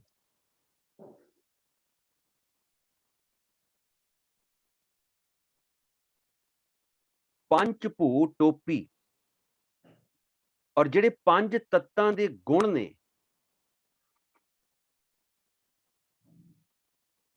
ਪੰਜ ਤੱਤਾਂ ਦੇ ਜਿਹੜੇ ਗੁਣ ਨੇ, ਮੈਂ ਇੱਕ ਵਾਰੀ ਬੇਨਤੀ ਕਰਦੇ ਹਾਂ ਕਿ ਆਪਣੇ ਆਪ ਨੂੰ ਮਿਊਟ ਰੱਖੋ। ਉਹ ਜਿਹੜਾ ਰਸ ਹੈ, ਜਿਹੜੀ ਜੋ ਆਪਾਂ ਕਹਿਣਾ, ਕਈ ਵਾਰੀ ਉਹ ਲਫ਼ਜ਼ ਮਾਈਂਡ ਦੇ ਵਿੱਚੋਂ ਸਲਿਪ ਹੋ ਜਾਂਦੇ ਆ। ਇਸ ਕਰਕੇ ਪਲੀਜ਼ ਆਪਾਂ 27-28 ਜਾਣੇ ਇਸ ਗਰੁੱਪ 'ਚ ਬੈਠੇ ਆ, ਉਸ ਚੀਜ਼ ਨੂੰ ਨੋਟਿਸ ਕਰੋ। ਜਾਂ ਇਹਨੂੰ ਔਨ ਕਰਕੇ, ਜਿਹੜੇ ਬੰਦੇ ਇਹਨੂੰ ਔਨ ਕਰਕੇ ਬਾਕੀ ਕੰਮ ਵਿੱਚ ਹੀ ਕੱਪੜੇ ਕੁਪੜੇ ਧੋਈ ਜਾਂਦੇ ਜਾਂ ਹੋਰ ਕੋਈ ਕੰਮ ਆਪਣੇ ਰਸੋਈ ਦੇ ਕਰੀ ਜਾਂਦੇ, ਉਹ ਬੰਦ ਕਰ ਦਿਓ, ਭਾਵੇਂ ਬੇਸ਼ੱਕ ਉਹ ਨਾ ਇੱਥੇ ਸ਼ਾਮਲ ਹੋਣ। ਇਸ ਚੀਜ਼ ਦਾ ਜ਼ਰੂਰ ਖਿਆਲ ਰੱਖੋ। ਜਿਨ੍ਹਾਂ ਨੇ ਨਾਲ ਹੋਰ ਕੋਈ ਕੰਮ ਕਰਨੇ ਆ, ਉਹ ਫਿਰ ਹੋਰ ਕੋਈ ਕੰਮ ਕਰਨ, ਇਹਨੂੰ ਤਰਜੀਹ ਨਾ ਦੇ।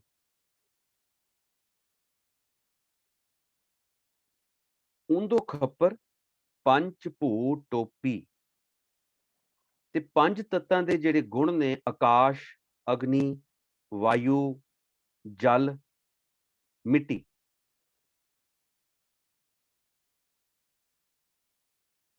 ਉਹ ਦੈਵੀ ਗੁਣ ਮੇਰੀ ਟੋਪੀ ਹੈ।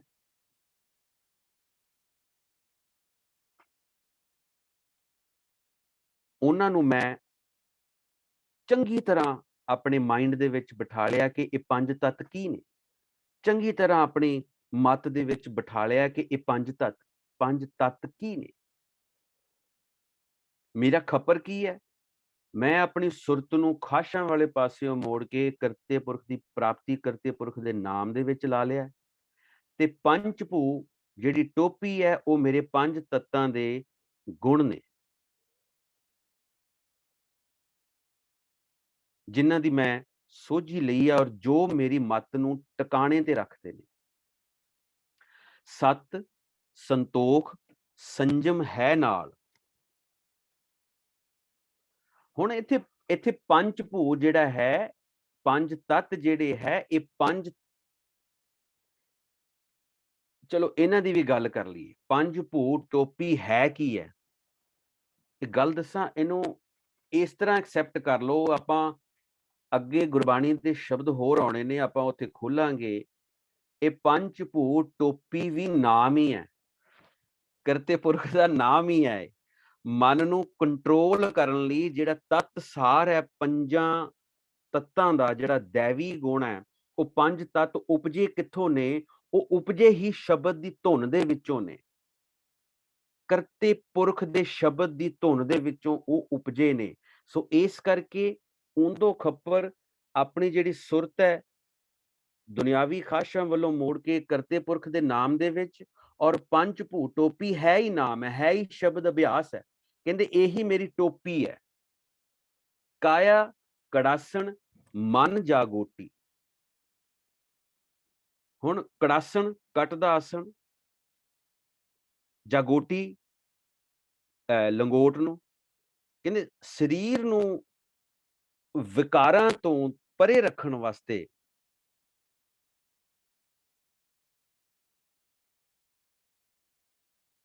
ਸਤ, ਸੰਤੋਖ ਤੇ ਸੰਜਮ,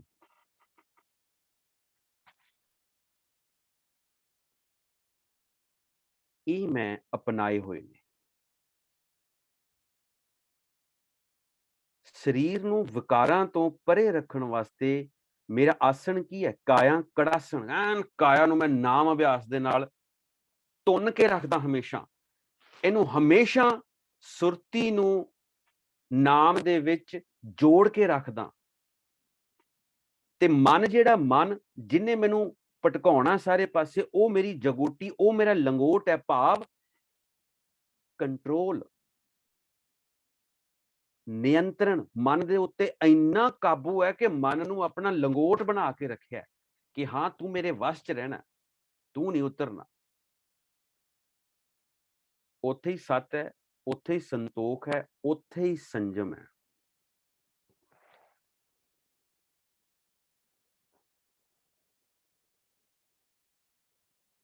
ਇਹ ਕਹਿੰਦੇ ਮੇਰੇ ਤਿੰਨ ਜਿਹੜੀਆਂ ਚੀਜ਼ਾਂ ਨੇ ਨਾਲ ਨੇ ਹਮੇਸ਼ਾ। ਆ ਹੈ ਮੇਰੀ ਰਹਿਤ ਮਰਿਆਦਾ, ਔਰ ਇਹਨਾਂ ਚੀਜ਼ਾਂ ਦਾ ਸਿੱਧਾ ਸੰਬੰਧ ਜਿਹੜਾ ਉਹ ਸੁਰਤੀ ਦੇ ਨਾਲ ਹੈ। ਤਿੰਨਾਂ ਚੀਜ਼ਾਂ ਦਾ ਸੰਬੰਧ ਜਿਹੜਾ ਸੁਰਤੀ ਦੇ ਨਾਲ ਹੈ। ਫਿਰ ਨਾਨਕ ਕਹਿੰਦੇ ਗੁਰੂ ਦੇ ਜ਼ਰੀਏ ਗੁਰਮੁਖ ਸਿਸਟਮ ਦੇ ਵਿੱਚ ਆ ਕੇ ਮੈਂ ਉਸ ਨਾਮ ਨੂੰ ਸੰਭਾਲਦਾ ਹਾਂ।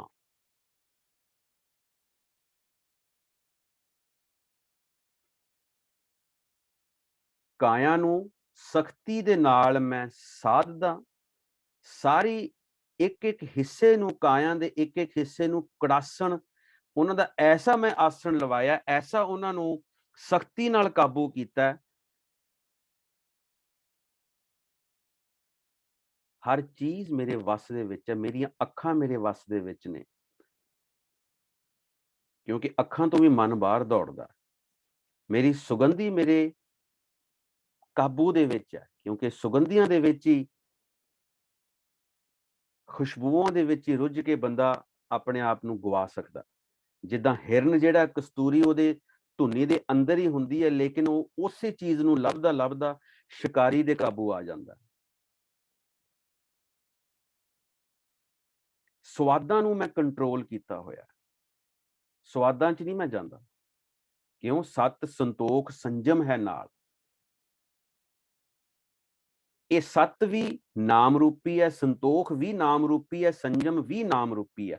ਸੰਜਮ ਕਹਿੰਦੇ ਰਹਿਤ ਮਰਿਆਦਾ ਨੂੰ, ਸੰਤੋਖ ਔਰ ਸਤ।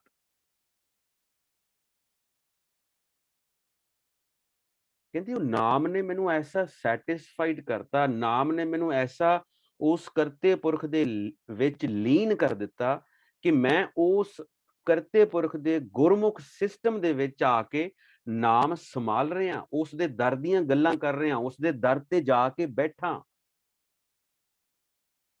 ये वो अवस्था है।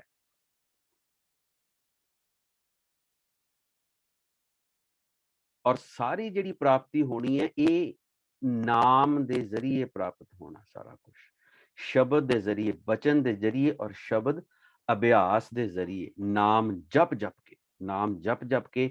इसे इसे करके जोर देईदा बई नाम अभ्यास बड़ा जरूरी है।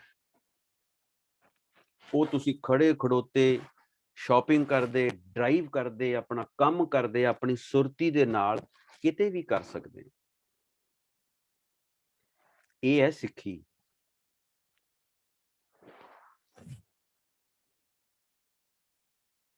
ये है गुरुमुख सिस्टम। अगे चलिए जी नंबर 12 दे उत्ते। कवन सो गुप्ता कवन सो मुक्ता।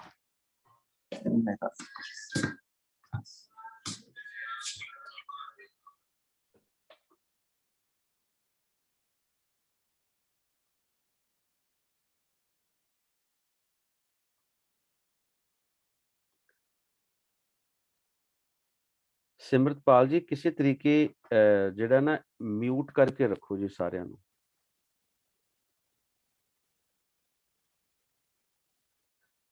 कवन सो गुप्ता कवन सो मुक्ता।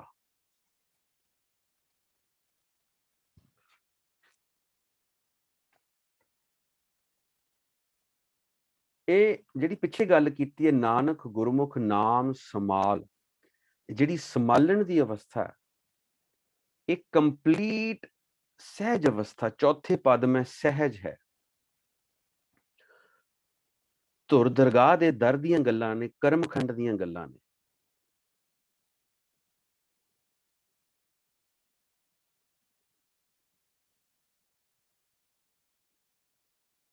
हुण अगे बड़ा उन्होंने गोडे ते पहले ही टेकते सी, पिछे आपां विचार किया कि स्वामी कहता। हुण उन्हां दे जिहड़े तौखले ने मन दे, वो कहंदे कवन सो गुप्ता कवन सो मुक्ता।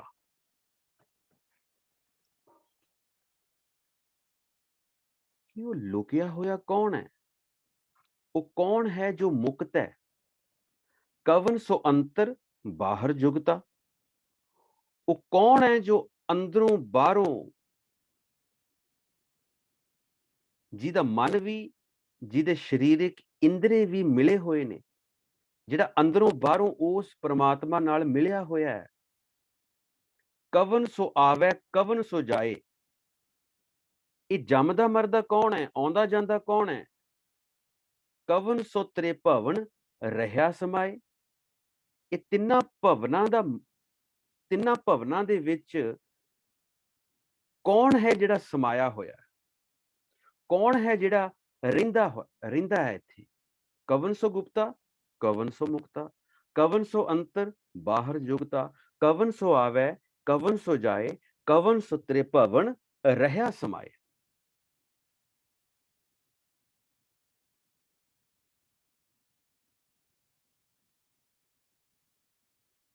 वो कौन है जो गुप्त है, लुकिया होया है? वो कौन है जो मुक्त है? वो कौन है जो अंदरों बाहरों करते पुरख नाल मिलिया होया है? वो कौन है जो जमदा है, जो मरदा है? वो कौन है जो त्रे भवन विच सर्व व्यापी है?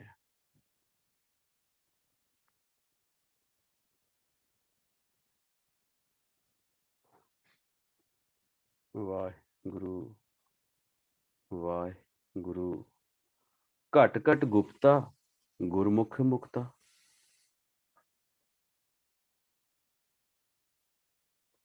वो करता पुरख हर शरीर विच मौजूद है, घट घट दे विच मौजूद है ते गुप्त है। गुरमुखे मुक्ता, गुरु दे जरिए जिन्हें गुरमुख सिस्टम दे विच जो ਆ ਗਿਆ, ਇੱਕ ਰੱਬ ਨੂੰ ਮੰਨਦਾ ਹੈ, ਇੱਕ ਰੱਬ ਦੇ ਭਰੋਸਾ ਹੈ, ਇੱਕ ਰੱਬ ਦੁਆਰਾ ਦੀਖਿਤ ਹੈ, ਇੱਕ ਰੱਬ ਦੀ ਇਬਾਦਤ ਕਰਦਾ ਹੈ, ਉਹ ਮੁਕਤ ਹੈ।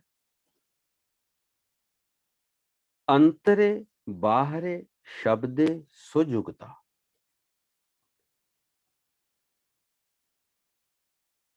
ਜੋ ਬੰਦਾ ਗੁਰੂ ਸ਼ਬਦ ਵਿੱਚ ਜੁੜਿਆ ਹੈ, ਮਨ ਤੇ ਤਨ ਕਰਕੇ ਪ੍ਰਭੂ ਵਿੱਚ ਜੁੜਿਆ ਹੈ, ਅੰਤਰ ਬਾਹਰ, ਇਸ ਤਰ੍ਹਾਂ ਇਹ ਗੱਲ ਕਹਿਣ ਦੀ ਹੈ। ਤਨ ਨੂੰ ਹੁਣ ਆਪਾਂ ਤਨ ਨੂੰ ਕਿਹਦੇ ਨਾਲ ਜੋੜਾਂਗੇ? ਇਹ ਗੱਲ ਕਹਿਣ ਦੀ ਹੈ, ਉਹਦਾ ਮਤਲਬ ਹੈ ਪੂਰਨ ਤੌਰ ਤੇ, ਕੰਪਲੀਟਲੀ। ਅਦਰਵਾਈਜ਼ ਦੇਹ ਤੇ ਕੱਚੀ ਹੈ, ਦੇਹ ਨੇ ਕਿੱਥੇ ਜੋੜਨਾ ਇਹਨੂੰ? ਕਿਤੇ ਵੀ ਨਹੀਂ। ਸੋ ਇਹ ਗੱਲ ਕਹਿਣ ਦੀ ਹੈ, ਗੱਲ ਸਮਝਾਉਣ ਦੀ ਹੈ।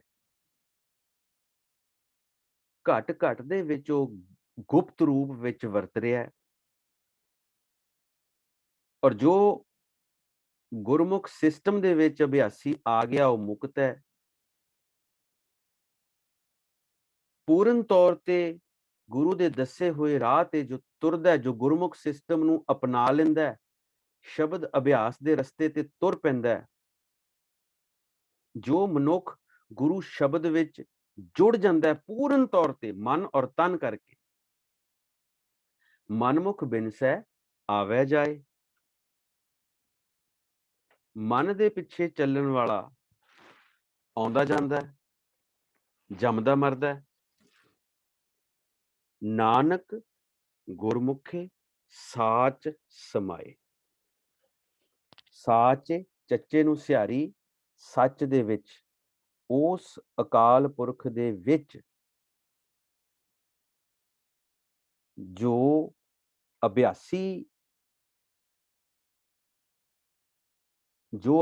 ਨੇ, ਉਹ ਨਾਮ ਜਪਦਿਆਂ ਹੋਇਆਂ, ਨਾਮ ਜਪ ਜਪ ਕੇ ਉਸ ਕਰਤੇ ਪੁਰਖ ਦੇ ਵਿੱਚ ਆਪਣੇ ਆਪ ਨੂੰ ਲੀਨ ਕਰ ਲੈਂਦੇ ਆ।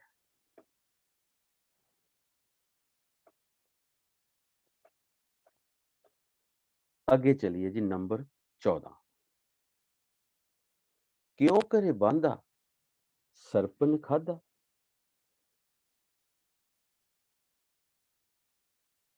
ਇਹ ਜਿਹੜਾ ਜੀਵ ਹੈ, ਇਹ ਬੱਝਾ ਕਿਵੇਂ ਪਿਆ ਹੈ? ਸਰਪ ਨੇ, ਮਾਇਆ ਦਾ ਜਿਹੜਾ ਸੱਪ ਹੈ, ਇਹਨੂੰ ਖਾ ਕਿਵੇਂ ਰਿਹਾ?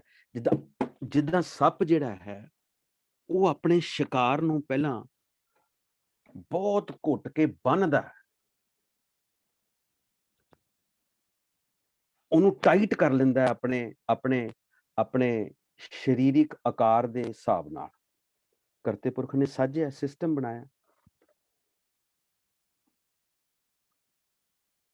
ਕਹਿੰਦੇ ਇਹ ਜੀਵ ਬੱਝਾ ਕਿਵੇਂ ਪਿਆ, ਔਰ ਮਾਇਆ ਦਾ ਸੱਪ ਉਹਨੂੰ ਖਾਈ ਜਾ ਰਿਹਾ।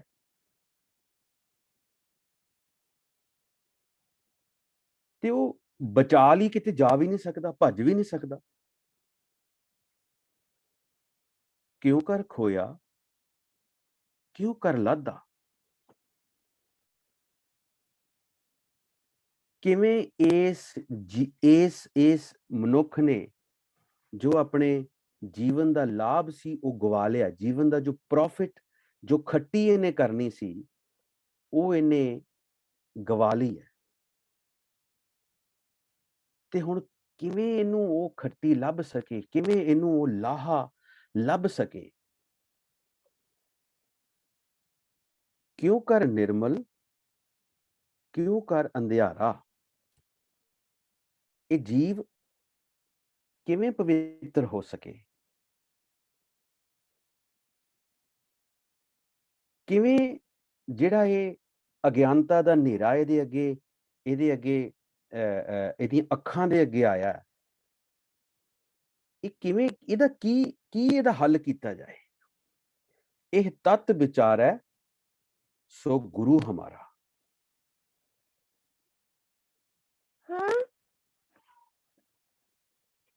ਇਹ ਜਿਹੜਾ ਚੀਜ਼ਾਂ ਦਾ ਜਿਹੜਾ ਸਾਨੂੰ ਗਿਆਨ ਦੇਗਾ, ਇਹ ਜੋ ਤੱਤ ਵਸਤੂ ਸਾਨੂੰ ਇੰਟਰੋਡਿਊਸ ਕਰੂਗਾ, ਅਸੀਂ ਉਹਦੇ ਅੱਗੇ ਸਿਰ ਨਵਾਵਾਂਗੇ।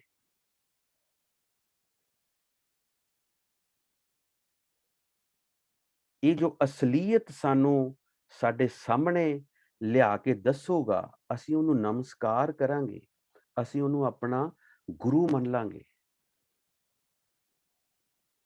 ਕਿਉਂ ਕਰ ਬਾਧਾ ਸਰਪ ਨੇ ਖਾਧਾ, ਕਿਉਂ ਕਰ ਖੋਇਆ, ਕਿਉਂ ਕਰ ਲਾਧਾ, ਕਿਉਂ ਕਰ ਨਿਰਮਲ, ਕਿਉਂ ਕਰ ਅੰਧਿਆਰਾ, ਇਹ ਤਤ ਵਿਚਾਰ ਹੈ ਸੋ ਗੁਰੂ ਹਮਾਰਾ।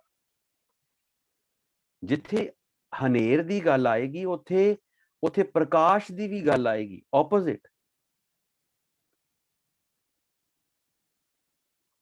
ਅਸੀਂ ਨਿਰਮਲ ਕਿੱਦਾਂ ਹੋਈਏ? ਪਤਾ ਲੱਗ ਗਿਆ ਉਹਨਾਂ ਨੂੰ ਵੀ ਅਸੀਂ ਨਿਰਮਲ ਨਹੀਂ ਹਾਂ। ਸਾਡਾ ਮਨ ਸਾਡੇ ਵੱਸ ਨਹੀਂ ਹੈ।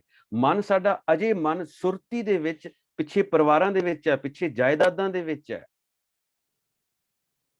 ਜੋਗੀਆਂ ਦੀ ਗੱਲ ਹੈ, ਗਿਆਨ ਹੈ ਨਹੀਂ ਉਹਨਾਂ ਨੂੰ, ਹਨੇਰੇ 'ਚ ਬੈਠੇ ਨੇ।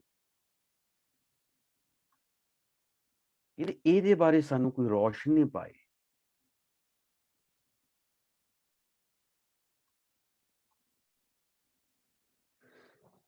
ਆ ਲਓ ਜੀ, ਹੁਣ ਉੱਤਰ ਦੇ ਵਿੱਚ ਪੈਣ ਲੱਗੀ ਆ ਰੌਸ਼ਨੀ।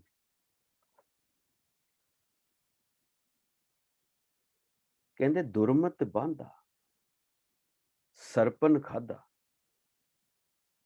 ਇਹ ਭੈੜੀ ਮੱਤ ਦੇ ਕਾਰਨ ਮਾਇਆ ਦੇ ਵਿੱਚ, ਮਾਇਆ ਦੇ ਮੂੰਹ ਵਿੱਚ ਪੈ ਗਿਆ। ਮਾਇਆ ਇਹਨੂੰ ਚੰਗੀ ਤਰ੍ਹਾਂ ਬੰਨ ਕੇ ਇਹਨੂੰ ਡੱਸੀ ਜਾ ਰਹੀ ਹੈ, ਇਹਨੂੰ ਖਾਈ ਜਾ ਰਹੀ ਹੈ। ਤੇ ਇਹਨਾਂ ਚਸਕਿਆਂ ਦੇ ਵਿੱਚੋਂ ਨਿਕਲਣ ਨੂੰ ਇਹਦਾ ਜੀ ਨਹੀਂ ਕਰਦਾ। ਦੁਰਮਤ ਬਾਂਧਾ, ਇਹ ਗੁਰੂ ਦੀ ਮੱਤ ਲੈਣ ਨੂੰ ਤਿਆਰ ਹੀ ਨਹੀਂ ਹੈ। ਸੱਪ ਇਹਨੂੰ ਮਾਰ-ਮਾਰ ਡੰਗ ਇਹਨੂੰ ਡੱਸੀ ਜਾ ਰਿਹਾ, ਖਾਈ ਜਾ ਰਿਹਾ। ਮਨਮੁਖੇ ਖੋਇਆ, ਗੁਰਮੁਖੇ ਲਾਧਾ। ਮਨ ਦੇ ਪਿੱਛੇ, ਮਨ ਦੇ ਜ਼ਰੀਏ ਚੱਲਣ ਵਾਲਾ ਜੀਵਨ, ਮਨ ਦੇ ਜ਼ਰੀਏ ਬਤੀਤ ਹੋਣ ਵਾਲਾ ਜੀਵਨ ਗਵਾ ਲੋਗੇ, ਸਾਰਾ ਕੁਝ ਗਵਾ ਲਿਆ। ਗੁਰਮੁਖੇ ਲਾਧਾ, ਗੁਰੂ ਦੇ ਹੁਕਮ ਦੇ ਵਿੱਚ ਜੋ ਆ ਗਿਆ, ਜੋ ਗੁਰਮੁਖ ਸਿਸਟਮ ਦੇ ਵਿੱਚ ਆ ਗਿਆ, ਉਹਨੇ ਐਸ ਜੀਵਨ ਚ ਆ ਕੇ ਲਾਹਾ ਖੱਟ ਲਿਆ, ਖੱਟੀ ਕਰ ਲਈ, ਵਪਾਰ ਕਰ ਲਿਆ। ਸਤ ਗੁਰ ਮਿਲੈ ਅੰਧੇਰਾ ਜਾਏ। ਨਾਮ ਜਪ ਜਪ ਕੇ ਜਿਹਨੇ ਅੰਦਰ ਪ੍ਰਕਾਸ਼ ਦੀ ਅਵਸਥਾ ਤੱਕ ਜੋ ਪਹੁੰਚ ਗਿਆ, ਮਿਹਨਤ ਕਰ ਕਰਕੇ, ਨਾਮ ਜਪ ਜਪ ਕੇ, ਇਹ ਅਗਿਆਨਤਾ ਦਾ ਹਨੇਰਾ ਉਹਦਾ ਜਾਣਾ ਹੈ। ਨਾਨਕ ਹਉਮੈ ਮੇਟ ਸਮਾਏ। ਅਗਿਆਨਤਾ ਦਾ ਹਨੇਰਾ ਖਤਮ ਹੋਇਆ, ਪ੍ਰਕਾਸ਼ ਹੋਇਆ, ਹਉਮੈ ਕੱਟੀ ਗਈ, ਹਉਮੈ ਖਤਮ ਹੋ ਗਈ।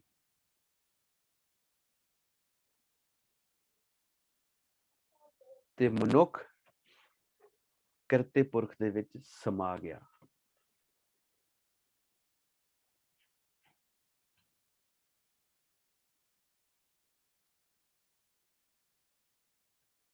ਸੁਨ ਨਿਰੰਤਰ ਦੀਜੈ ਬੰਦ।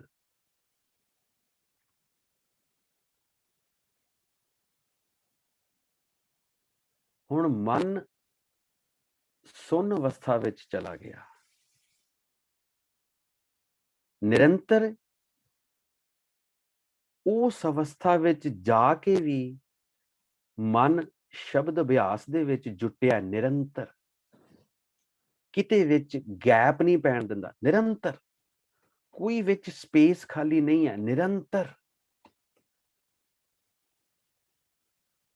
ਦੀਜੈ ਬੰਦ।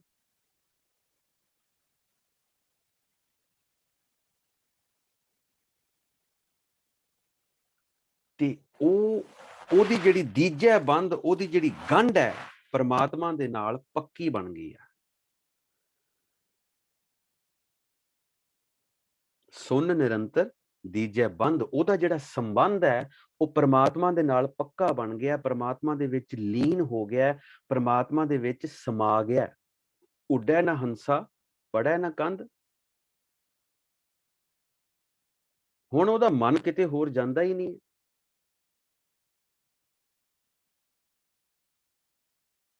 ਉਹ ਥਿਰ ਹੋ ਗਿਆ। ਪੜ੍ਹੈ ਨ ਕੰਧ ਉੱਥਿਰ ਹੋ ਗਿਆ।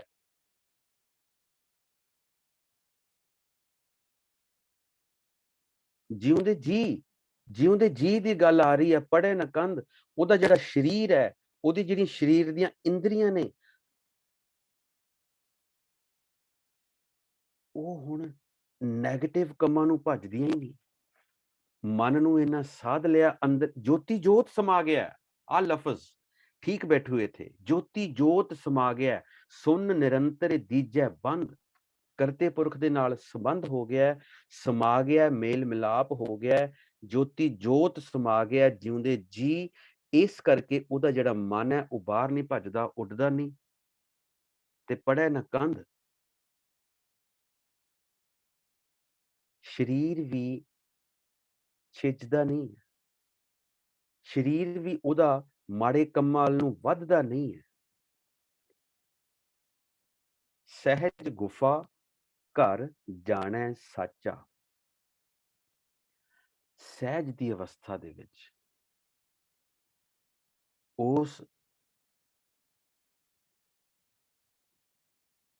ਅਵਸਥਾ ਨੂੰ ਕਿਹਾ ਜਿੱਥੇ ਜਾ ਕੇ ਮਨ ਪੂਰਨ ਤੌਰ ਤੇ ਅਡੋਲ ਹੋ ਜਾਂਦਾ ਹੈ।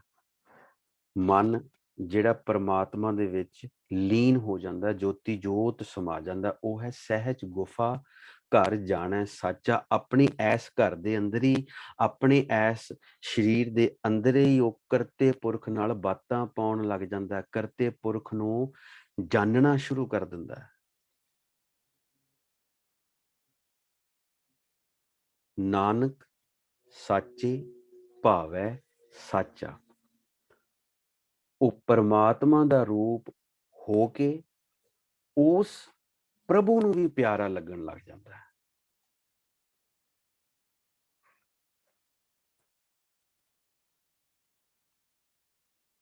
ਸਹਿਜ ਗੁਫਾ ਸਟੇਟ ਆਫ ਮਾਈਂਡ ਹੈ।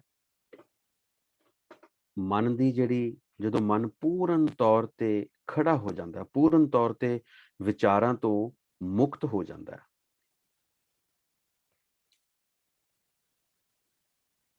ਉਹ ਪਰਮਾਤਮਾ ਦਾ ਹੀ ਰੂਪ ਹੋ ਕੇ ਉਸ ਕਰਤੇ ਪੁਰਖ ਨੂੰ ਵੀ ਪਿਆਰਾ ਲੱਗਣਾ ਸ਼ੁਰੂ ਹੋ ਜਾਂਦਾ ਹੈ।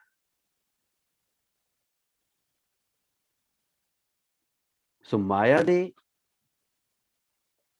ਜਿੰਨੇ ਮਰਜ਼ੀ ਅਟੈਕ ਹੋਣ, ਜਿੰਨੀ ਵਾਰੀ ਮਰਜ਼ੀ ਉਹ ਮਾਇਆ ਦਾ ਸੱਪ ਉਸ ਅਭਿਆਸੀ ਨੂੰ ਡਸੇ, ਪਰ ਉਹ ਇੱਕ ਰਸ ਉਸ ਨਾਮ ਦੇ ਵਿੱਚ ਲੀਨ ਹੈ। ਮਨ ਉਹਦਾ ਭਟਕਦਾ ਨਹੀਂ ਹੈ। ਸਰੀਰ ਨੂੰ ਐਸਾ ਸਾਧਿਆ ਉਹਨੇ, ਮਾੜੇ ਕੰਮਾਂ ਨੂੰ ਵੱਧਦਾ ਨਹੀਂ ਹੈ। ਸਹਿਜ ਅਵਸਥਾ ਦੇ ਵਿੱਚ ਆ ਗਿਆ ਮਨ ਚ ਕੋਈ ਵਿਚਾਰ ਹੀ ਨਹੀਂ ਆਉਂਦਾ, ਸਿਵਾਏ ਇੱਕ ਕਰਤੇ ਪੁਰਖ ਦੇ ਪਿਆਰ ਤੋਂ, ਭਾਵ ਤੋਂ, ਨਾਮ ਤੋਂ। ਮਨ ਅਡੋਲ ਹੋ ਗਿਆ, ਟਿਕ ਗਿਆ, ਜੋਤੀ ਜੋਤ ਸਮਾ ਗਿਆ, ਪਰਮਾਤਮਾ ਦਾ ਰੂਪ ਹੋ ਗਿਆ। ਇਸੇ ਤਰ੍ਹਾਂ ਉਹ ਉਸ ਕਰਤੇ ਪੁਰਖ ਨੂੰ ਵੀ ਪਿਆਰਾ ਲੱਗਣਾ ਸ਼ੁਰੂ ਹੋ ਜਾਂਦਾ ਹੈ।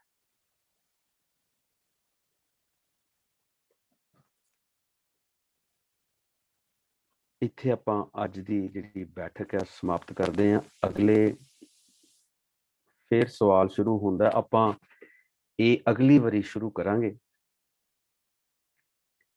ਇੱਥੇ ਆਪਾਂ ਸਮਾਪਤੀ ਕਰਦੇ ਹਾਂ ਅੱਜ ਦੇ ਵਿਚਾਰ ਦੀ। ਵਾਹਿਗੁਰੂ ਜੀ ਕਾ ਖਾਲਸਾ, ਵਾਹਿਗੁਰੂ ਜੀ ਕੀ ਫਤਿਹ।